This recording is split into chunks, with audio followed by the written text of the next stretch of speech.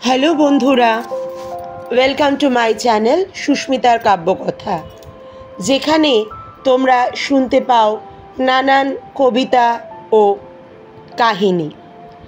আজ তোমাদের শোনাবো বরেণ্য সত্যজিৎ রায়ের জীবনের একটি ঘটনা। একবার সত্যজিৎ রায় আক্ষেপ করে বলেছিলেন, এখনকার মতন পেসমেকার থাকলে হয়তো আরও অনেক দিন বাঁচতেন তাঁর মা সুপ্রভা দেবী। সত্যজিৎ রায় যখন রবীন্দ্রনাথ ঠাকুরের ওপর ডকুমেন্টারি তৈরি করছিলেন, তখন হঠাৎই অসুস্থ হয়ে পড়েছিলেন তার মা সুপ্রভা দেবী। ছবিটা তিনি দেখে যেতেও পারেননি। সত্যজিৎ রায়ের ভাষায় গানকে ভালোবাসা আর কাজকে ভালোবাসা, এই দুটোই তিনি তার মার থেকেই পেয়েছেন। সত্যজিৎ রায়ের বাবা সুকুমার রায়কে আমরা চিনি তার মৃত্যুহীন সাহিত্য সৃষ্টির মাধ্যমে। তিনি সরস ও সজীবতার মূর্ত প্রতীক ছিলেন। 2.5 বছর জমে মানুষের টানাটানি হয়েছে। কালা জ্বরের তখন চিকিৎসাও ছিল না। নিজের প্রথম বই আবোল তাবোল যখন বই আকারে প্রকাশিত হলো, তাও তিনি দেখে যেতে পারেননি। যদি পারতেন, নিশ্চিতভাবে বলা যায় অসম্ভব খুশি হতেন। কি অনবদ্য সৃষ্টি তিনি করেছেন তা দেখে। আবাল বৃদ্ধ বনিতা উপেন্দ্রকিশোর রায়চৌধুরী, সুকুমার রায়, সত্যজিৎ রায়, লীলা মজুমদারকে যতটা চেনেন, হয়তো সত্যজিৎ জননী সুপ্রভা দেবীকে ততটা চেনেন না।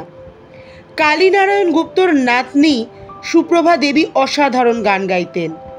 মাসি কনক দাসের থেকে সুপ্রভা দেবীর ভালো গলা ছিল, কিন্তু অকাল বৈধব্য ও দারিদ্র্য সব নষ্ট করে দিয়েছিল এই বক্তব্য তার কিংবদন্তি পুত্রের।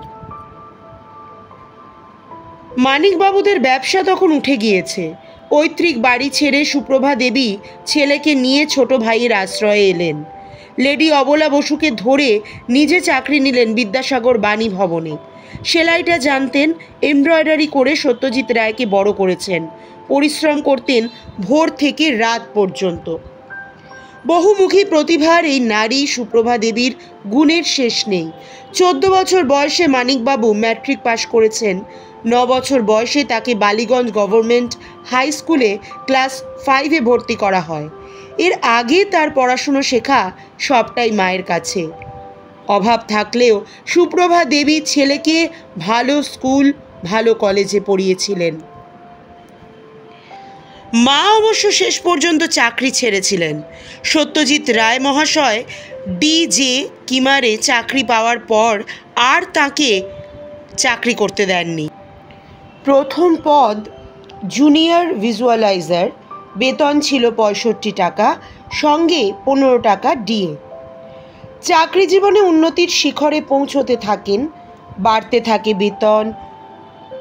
তবে পথের পাঁচালীর পরে যখন চাকরি ছেড়ে দিলেন, তখন তার বেতন ছিল 2000 টাকা। 1955 সালে পথের পাঁচালী মুক্তি পাবার পরে সত্যজিৎ রায় বিজ্ঞাপন জগতের কাজটাও ছেড়ে দেন।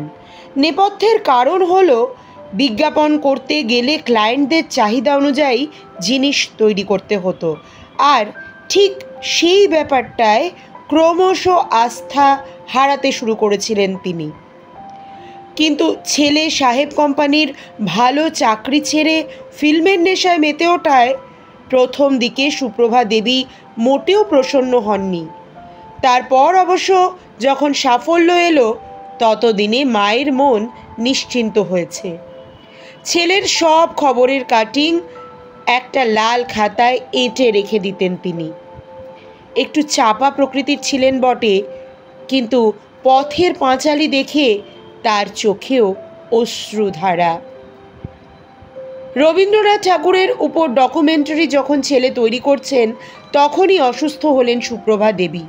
ছবিটা তিনি দেখে যেতে পারেননি বলে বড় আফসোস ছিল ছেলের। একই সঙ্গে ছিল বড় আক্ষেপও। সেই আক্ষেপের কথা আমরা শুনি মানিকবাবুর নিজের মুখেই। শেষ বয়সে মায়ের ডায়াবেটিস হলো, সেই সঙ্গে হার্টের গোলমাল। এখনকার মতন পেসমেকার থাকলে হয়তো আরও অনেক দিন বাঁচতেন তার মা। তথ্যসূত্র, সাক্ষাৎকার সমগ্র সন্দীপ রায়।